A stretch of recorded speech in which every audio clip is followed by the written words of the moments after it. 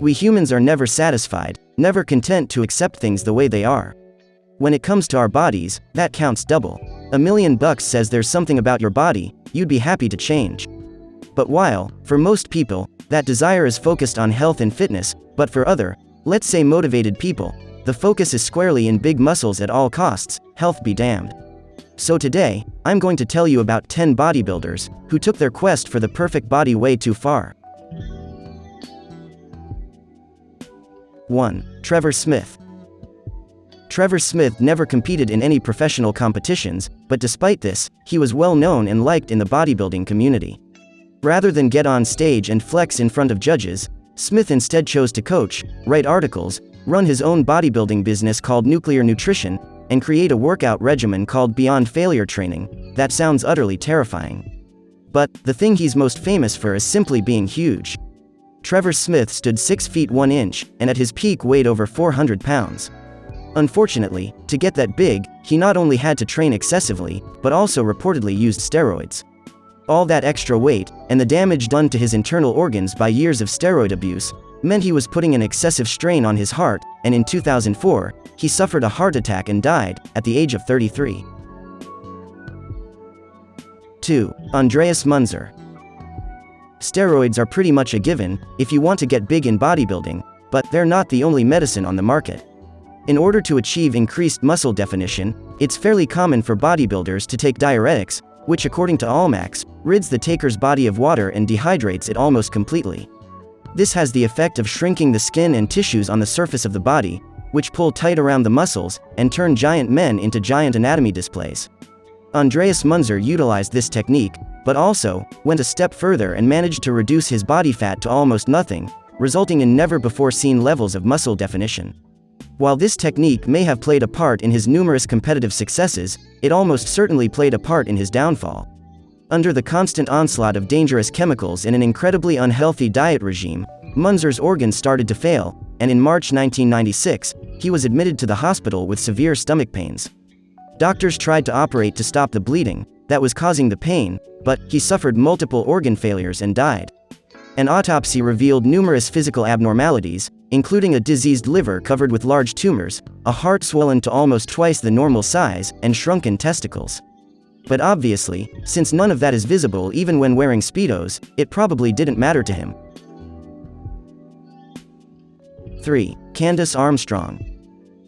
She initially began taking steroids to help develop her upper body, but while the steroids definitely came packaged with bigger muscles as standard, there were a few non-standard extras Candice wasn't expecting. In short, she gained a ton of body hair, a deeper voice, and other, less family-friendly changes.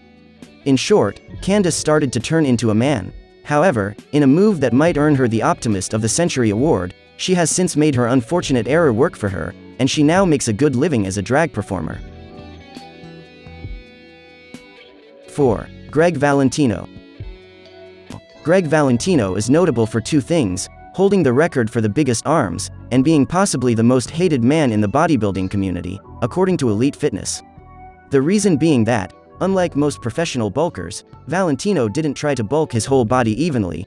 Rather, he focused on his arms, making him look like a cartoon character to serious bodybuilders. While he managed to get pretty big while training naturally, it wasn't until he started using testosterone, steroids, and synthol that his arms grew to an unbelievable 27 inches. He must have liked what he saw, because all that flexing in front of a mirror seemingly distracted him from observing the basic rules of hygiene. Valentino was so busy injecting that he stopped changing needles, instead reusing needles and not bothering to sterilize them. This resulted in a very disgusting abscess in one of his arms, but he liked looking at his arms so much, he filmed himself trying to drain the wound in his own bathroom, rather than go to the doctor. When that inevitably failed to achieve anything besides making his bathroom look like the scene of a brutal murder, he gave in and went to the hospital, where the doctor had to slice open his arm to clean out the abscess. This left him with a large scar across his bicep, and a distinctly asymmetrical appearance. 5. Moustafa Ismail. Moustafa Ismail is an Egyptian bodybuilder, who walks in the footsteps of Gregg Valentino by focusing his efforts almost entirely on his arms. Legs, those things we walk on? So overrated. Unfortunately, Although he set a new world record with his biceps measuring an almost alien 31 inches, he was later investigated for using less than natural means to achieve it. As a result, any mention of his record was quietly removed from the Guinness World Records official website. Among bodybuilders, it's widely believed that he's a serious user of synthetic oils that artificially bulk his biceps, a claim that he denies. Either way, there's enough meat in those arms to keep a starving family full for several days, though if the rumors are true, the FDA probably wouldn't approve any of it for human consumption. 6. Romario dos Santos Alves. Romario dos Santos Alves could be described as a bodybuilder, though like with Moustafa Ismail, it's not really a case of building anything, so much as blowing up a balloon. That's because, instead of spending untold hours lifting weights and chugging protein shakes, Romario dos Santos Alves just injects his muscles with synthol, a special oil that artificially enlarges them. Unfortunately for the wannabe human Hulk, his addiction to artificial muscles has come with a not totally surprising price tag: his health. Alves's addiction was starting to cause him pain, and toxins from the oils were putting his kidneys at risk, but despite what would be an obvious red flag to anybody else, Alves ignored the fact that his muscles were becoming too hard to inject using regular needles. Instead of calling it quits, he went out and bought veterinary needles, the kind they use on bulls, and kept right on pumping. Eventually, his muscles became so hard, and the pain so unbearable, that doctors warned the only option left might be the amputation of both arms. Luckily for Alves, it didn't come to that, and he now claims to be a reformed character, in mind, if not yet in body. 7. Gregg Kovacs. Hailing from Niagara Falls, Canada, Gregg Kovacs was a professional bodybuilder of remarkable dimensions. He measured well over 6 feet tall, and weighed anywhere from 330 pounds for competitions, to over 400 pounds in the off-season. You may not be surprised to hear that he was a heavy user of steroids, hormones, and probably a few other things, and this contributed to his massive weight gain. As you can see in the video, he was huge, physically dominating his competitors and making them look like children in comparison. But, like Trevor Smith, all that extra weight did his health no good at all, leaving him dead from a heart attack in 2013, at the age of 44. 8. Dean Wharmby. Dean Wharmby was a 39-year-old English bodybuilder who used steroids. At his peak, he had an impressive physique, topping out at 240 pounds of muscle. However, it didn't take long for the debt to come due, and it did so in the form of liver cancer. He was diagnosed with liver tumors in 2010, and by 2015, when he died, he had gone from muscle-bound behemoth to a bed-bound shadow of his former self. At the inquest into his death, the blame for his death was laid squarely at the feet of the steroids. 9. Sally Mcneil. Sally Mcneil was never much of a prize-winning bodybuilder.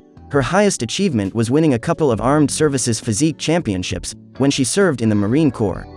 However, just because her steroid use didn't bring home the silverware, doesn't mean she didn't suffer the side effects, and in her case, they were severe. So much so, in fact, that on Valentine's Day 1995, she shot and killed her husband, fellow bodybuilder Ray Mcneil. During her trial, the defense claimed that Sally was the victim of domestic abuse, and that she killed Ray in self-defense. Unfortunately for her, the prosecution, aided by her first husband serving as a star witness, presented evidence of a history of aggressive and violent outbursts, including threatening her first husband with a gun and smashing his car windows, getting maced by police officers, who came to check on her children, attacking a spectator at a bodybuilding competition, and assaulting a police officer, after she was asked to stop dancing on a bar table. At the time of the murder, Sally Mcneil was found to have steroids in her system, and her legal team even tried to use her roid rage as a defense, but it didn't work, because that's not even close to an excuse. She was sentenced to 19 years in prison for second-degree murder. 10. Chad Brothers. Drugs and exercise don't mix, and if you had any doubt about that, then just look at the case of bodybuilder Chad Brothers. Mr. Brothers fell off an elliptical machine at Gold's Gym in Colony, NY, and reacted by going on a rampage, destroying gym and office equipment and attacking other customers. When police arrived at the gym, Brothers assaulted them as well and was shot with a taser. However, when an officer started to cuff him, he grabbed a taser and fought back. A fight ensued, during which he was tased twice more. He was finally restrained with the help of 6 other people, But it wasn't until he was being cuffed again that officers realized he had stopped breathing. Despite receiving CPR, he was later pronounced dead. So, however, bodybuilding is rich in history and still popular today. The biggest difference between then and now is the level of competitiveness.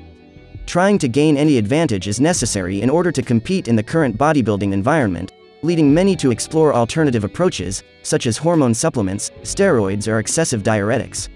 Sometimes, this exploration leads to major issues including death. I think you can understand that very well from this video.